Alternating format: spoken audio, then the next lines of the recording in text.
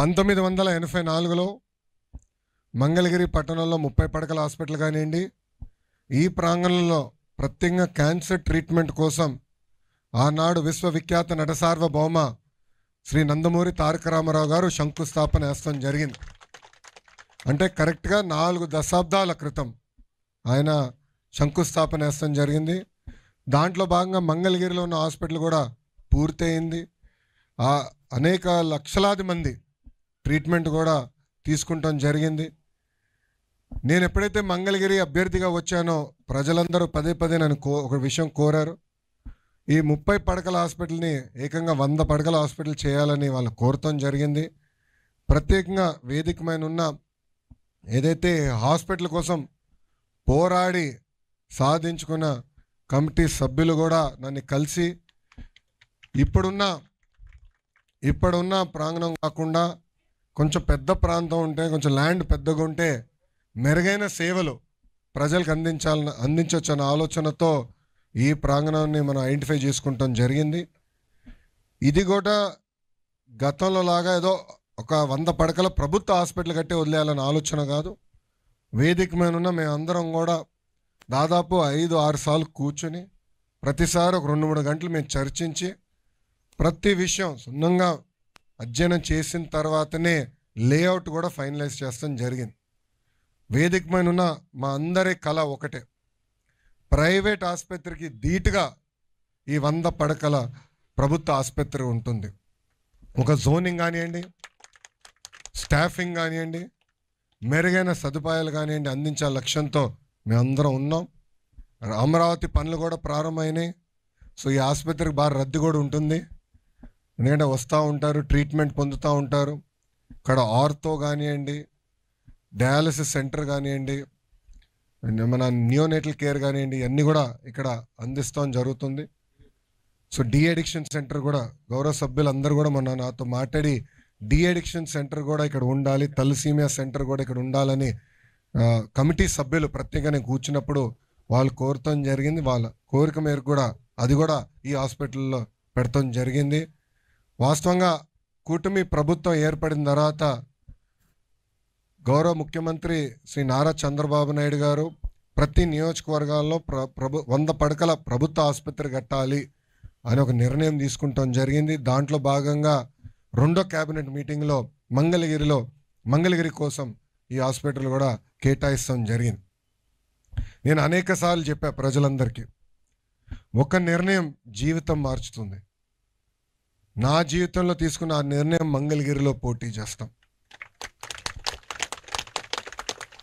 5,300 ఓట్ల మెజారిటీతో 2019లో ఓడిపోయాను. ఆ రోజు నుంచి ఒక పట్టుదల కసితో నేను పనిచేసి ప్రజలకి దగ్గరయ్యాను. ప్రజలందరూ నేను ఒకటే కోరాను, నేను ఏ మెజారిటీ అయితే ఓడిపోయానో దాని పక్కన ఒక 0 పెట్టి నన్ను గెలిపించండి.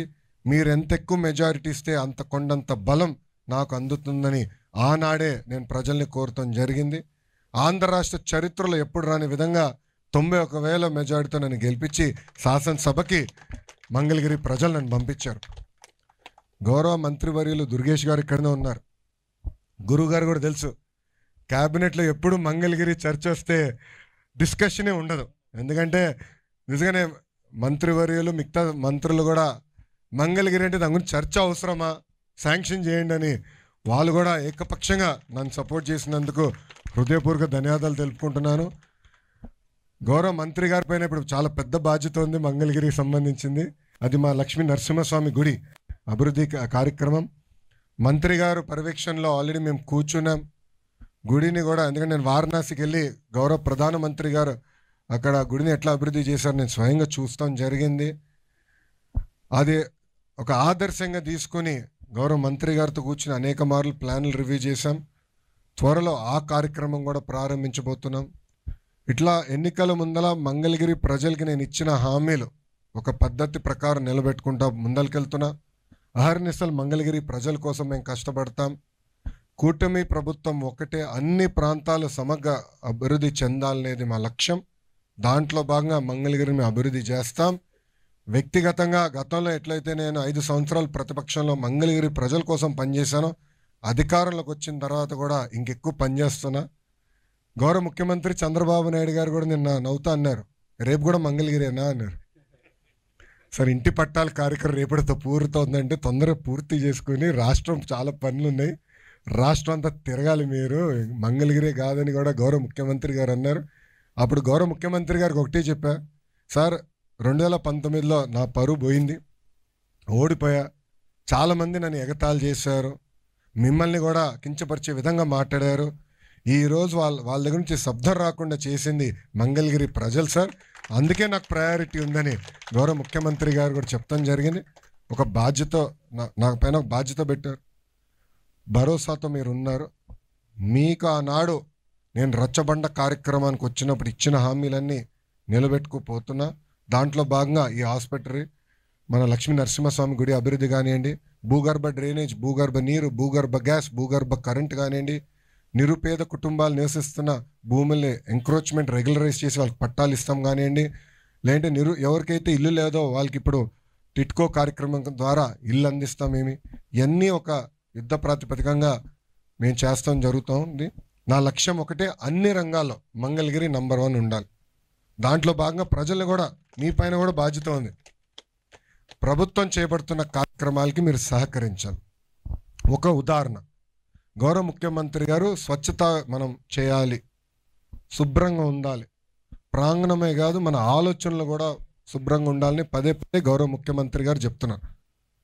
2 నెలలు నేను పట్టించుకోవాలా, 3వ నెల నాకు సిగ్గేసింది. 75 సంవత్సరాల వయసు కలిగిన ముఖ్యమంత్రి గారేమో స్వచ్ఛతాన్ని తిరుగుతున్నారు, మనం చేయకపోతే ఎట్లా అని నేను రోడ్డెక్కా, అందరితో మాట్లాడా. ఈరోజు మంగళగిరి ప్రజలందరూ ఆలోచించాలి, ఎప్పుడు జరిగిన విధంగా స్వచ్ఛతా కార్యక్రమం మంగళగిరిలో జరుగుతుంది. కమిషనర్ గారి ఆధ్వర్యంలో సుమారుగా 1000 టన్నులు, 10 కాదు 100 కాదు, 1000 టన్నులు చెత్త బయటపడింది. 1000 టన్నులు ఒక్క మంగళగిరి కార్పొరేషన్లో, దుగ్గిరాల కాకుండా. ఆ చెత్త అక్కడికి వెళ్ళిందని మనం వేసాం కనుక వెళ్తుంది, చెత్త కాలు చేతులు ఉండవు కదా, మనం చెత్త వేస్తాం కనుక వెళ్తుంది. సో స్వచ్ఛతలో కూడా మనం నంబర్ 1 ఉండాలంటే ప్రజలందరి సహకారం కావాలి. ఈరోజు మా పారిశుద్ధ కార్మికులు కూడా బాగా కష్టపడుతున్నారు, మీ ఇంటికి వస్తున్నారు, ప్రతిరోజు చెత్త ఎత్తున్నారు. మీకు ఏమైనా చెత్త ఉంటే మీ ఇంటి దగ్గర పెట్టండి, పొద్దునొచ్చి మా వాళ్ళు ఎత్తుతారు. కరెక్ట్గా 1 సంవత్సరం టైం ఇస్తున్నా, మనలో కూడా మార్పు రావాలి. సంవత్సరం అయిన తర్వాత నేనే కర్ర పట్టుకుని ఊరంతా తిరుగుతా, ఎవరిని ఇంటి ముందర చెత్త ఉందంటే ఇంట్లోకి వెళ్ళి వాళ్ళని బయటికి తీసుకొచ్చి వాళ్ళతో నేను కూడా చెత్త ఎత్తా. నాకేం ఎలాంటి నామోషి లేదు, మొహమాట లేదు. ఎందుకంటే ఒక సంకల్పంతో పనిచేయాలంటే స్వచ్ఛతలో నంబర్ 1 ఉండాలన్నా, ఆరోగ్యంలో నంబర్ 1 ఉండాలన్నా, ఇవన్నీ సాధించాలంటే ప్రజల సహకారం చాలా చాలా అవసరం. వాస్తవంగా మంగళగిరిలో చూస్తే డయాబెటీస్, హైపర్ టెన్షన్, కొలెస్ట్రాల్ చాలా ఎక్కువ ఉంది ప్రజల్లో. ఇది నాకు ఎందుకు తెలుసు అంటే, నేను ఎన్టీఆర్ సంజీవిని క్లినిక్లు గత 5 సంవత్సరాలు నడిపిస్తున్నా. ఉచితంగా మందులు ఇస్తాం మేము, 15 రోజులు సరిపడా మందులు ఇస్తాం, మళ్ళీ వాళ్ళు వస్తే మళ్ళీ టెస్టులు చేసి మళ్ళీ ఇస్తాం మేము. దాంతో నాకు చాలా డేటా ఉంది.